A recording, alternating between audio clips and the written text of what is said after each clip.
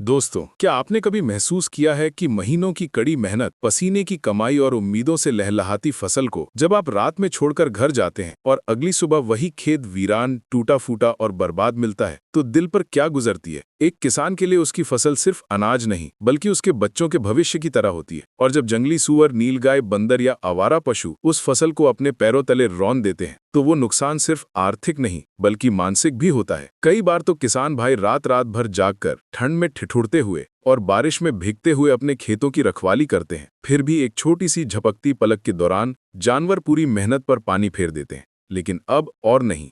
आज के इस वीडियो में हम किसी हवाई बात पर चर्चा नहीं करेंगे, बल्कि हम उन ठोस, वैज्ञानिक और देसी जुगाड़ वाले तरीकों की गहराई में जाएंगे जो वास्तव में काम करते हैं।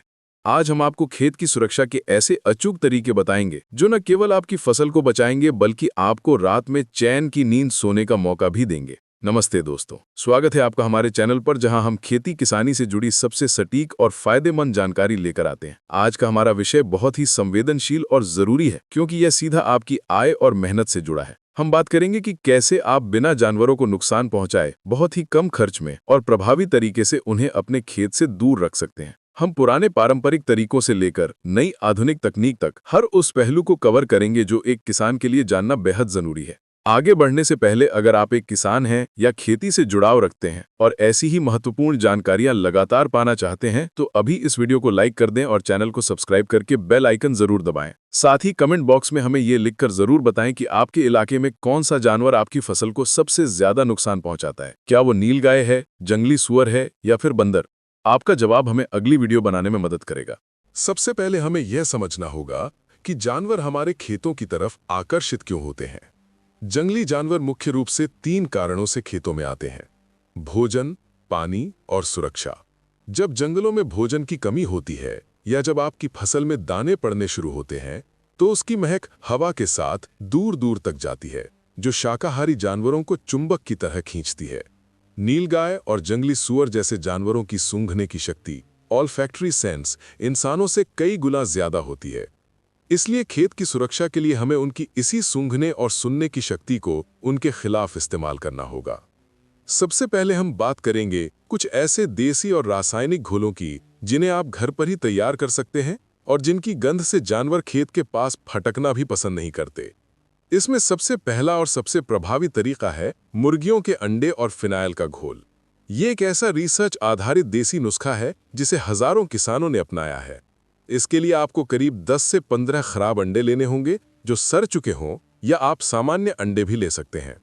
इन अंडों को फोड़कर एक बाल्टी में डालें और इसमें 50 ग्राम वॉशिंग पाउडर और करीब 250 मिलीलीटर फिनाइल मिलाएं।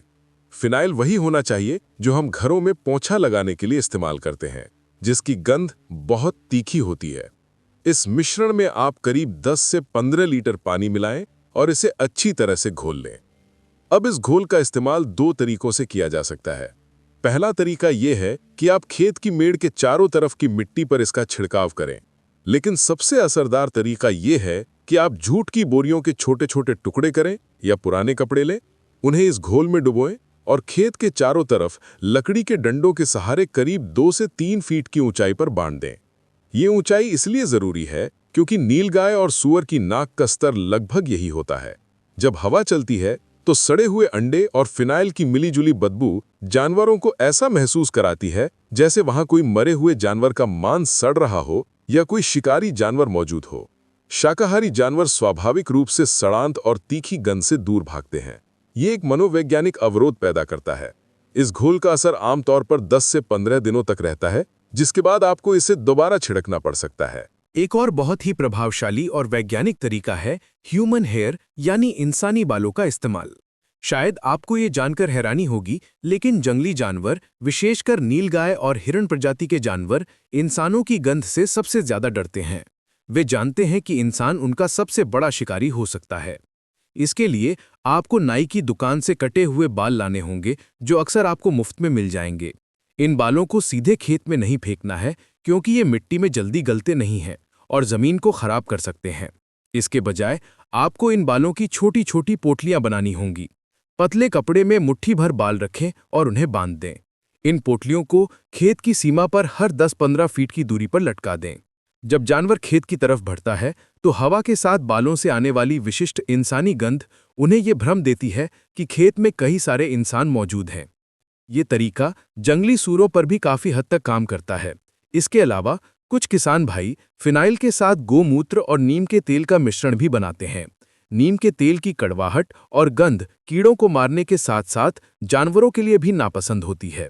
अगर आप फसलों पर नीम ऑयल का छिड़काव करते हैं तो फसल का स्वाद कड़वा हो जाता है, जिससे जानवर एक दो बार मुंह मारने के बाद उस फसल को खाना छोड़ देते हैं। अब हम बात करते हैं दृश्य और ध्वनि अवरोधकों की, यानी ऐसे तरीके जो जानवरों को डराकर भगाते हैं। पारंपरिक रूप से किसान खेत में धोखा या बिजुका यानी स्केयरक्रो लगाते हैं, जिसे इंसान के कपड़े पहनाकर खड़ा किया जाता है। लेकिन समस्या ये है कि जानवर बहुत चालाक होते हैं। वे 2-4 दिन में समझ जाते हैं कि ये पुतला हिलडुल नहीं रहा है और ये बेजान है। इसलिए बिजुका लगाने के तरीके में बदलाव करना जरूरी है। आज के समय में रिफ्लेक्टिव केप्स यानी चमकदार पट्टियां बहुत कारगर साबित हो रही हैं। ये पट्टियां चांदी या लाल रंग की होती हैं और बाजार में आसानी से मिल जाती हैं। जब आप इन्हें खेत के चारों तरफ और बीच बीच में हवा में लटकते हुए बांधते हैं तो दिन में सूरज की रोशनी और रात में चंद्रमा या दूर से आने वाली गाड़ियों की रोशनी इन पर पड़ते ही ये चमकती हैं। हवा से जब ये पट्टियां हिलती हैं तो इनसे एक अजीब सी सरसराहट की आवाज आती है और बार बार चमकने वाली रोशनी जानवरों की आंखों को चकाचौंध कर देती है। नीलगाय जैसे जानवर जो बहुत सतर्क होते हैं, इस तरह की अनियमित चमक और आवाज से घबरा जाते हैं और खेत में घुसने की हिम्मत नहीं करते। आप पुराने सीडी यानी डिस्क का भी इस्तेमाल कर सकते हैं। उन्हें धागे से लटका दें, वे भी वही काम करती हैं। ध्वनि आधारित यंत्रों की बात करें तो आजकल बाजार में और ऑनलाइन कई ऐसे सोलर पावर्ड डिवाइस आ गए हैं जो अल्ट्रासोनिक साउंड पैदा करते हैं। ये ऐसी आवाजें होती हैं जिन्हें इंसान नहीं सुन सकते, लेकिन जानवरों के कानों के लिए ये बहुत ही कष्टदायक होती हैं। कुछ मशीनों में शेर, चीते या कुत्ते के भौंकने की रिकॉर्डेड आवाजें होती है जो मोशन सेंसर के साथ काम करती है। यानी जैसे ही कोई जानवर मशीन की रेंज में आता है, सेंसर उसे डिटेक्ट कर लेता है और जोर जोर से शिकारी जानवरों की आवाजें निकालने लगता है। साथ ही तेज लाइट भी फ्लैश करता है। ये तरीका मनोवैज्ञानिक रूप से बहुत दबाव डालता है। लेकिन अगर आप इतना खर्च नहीं करना चाहते तो एक देसी जुगाड़ ये है कि खेत में एक तरफ एक खाली टिन का कनस्तर लटकाएं और उसके पास एक ऐसी व्यवस्था करें कि हवा चलने पर कोई पत्थर या लकड़ी का टुकड़ा उस टिन से टकराता रहे। या फिर आप खेत के चारों तरफ रस्सी बांधकर उसमें खाली कांच की बोतलें लटका सकते हैं।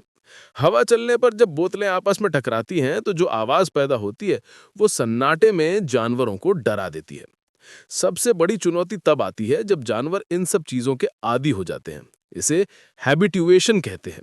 इसलिए विशेषज्ञ सलाह देते हैं कि आपको अपने तरीकों को बदलते रहना चाहिए। जैसे एक हफ्ते आप गंध वाले तरीके अपनाएं, अगले हफ्ते ध्वनि वाले और फिर दृश्य वाले। अब हम एक बहुत ही महत्वपूर्ण और स्थायी समाधान की ओर बढ़ते हैं जिसे बायोफेंसिंग या जैविक बाड़ कहते हैं।